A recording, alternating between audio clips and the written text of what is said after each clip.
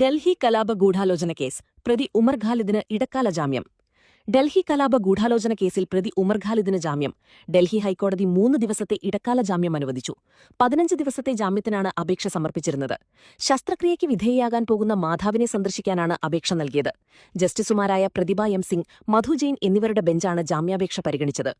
കഴിഞ്ഞ ദിവസം വിചാരണ കോടതി ഉമർ ഖാലിദിന്റെ ജാമ്യാപേക്ഷ തള്ളിയിരുന്നു. തുടർന്ന് ഹൈക്കോടതിയെ സമീപിക്കുകയായിരുന്നു. 2020 പൗരത്വ ഭേദഗതി നിയമത്തിനെതിരായ പ്രതിഷേധങ്ങൾക്ക് പിന്നാലെ നടന്ന കലാപത്തിൽ ഗൂഢാലോചന നടത്തിയെന്ന കുറ്റം ചുമത്തിയാണ് ഡൽഹി പോലീസ് ഉമർ ഖാലിദിനെയും ഷർജീൽ ഇമാമിനെയും അറസ്റ്റ് ചെയ്ത് UAPA ചുമത്തിയത്. കേസിൽ പ്രതിയായ ആക്ടിവിസ്റ്റ് ഷർജീൽ ഇമാം ജയിലിൽ നിന്ന് പുറത്തിറങ്ങിയിരുന്നു. 10 ദിവസത്തെ ഇടക്കാല ജാമ്യത്തിലാണ് ഷർജീൽ ഇമാം പുറത്തിറങ്ങിയത്. ജാനുവരിയിൽ ഷർജീൽ ഇമാമിനും സഹഗൂഢാലോചനക്കാരനെന്ന് ആരോപിക്കപ്പെടുന്ന ഉമർ ഖാലിദിനും സുപ്രീംകോടതി ജാമ്യം നിഷേധിച്ചിരുന്നു. കലാപത്തിൽ ഇവർക്ക് പങ്കുണ്ടെന്ന് കാണിക്കുന്ന പ്രാഥമിക തെളിവുകൾ പ്രോസിക്യൂഷൻ ഹാജരാക്കിയിട്ടുണ്ടെന്നായിരുന്നു അന്ന് കോടതി നിരീക്ഷിച്ചത്.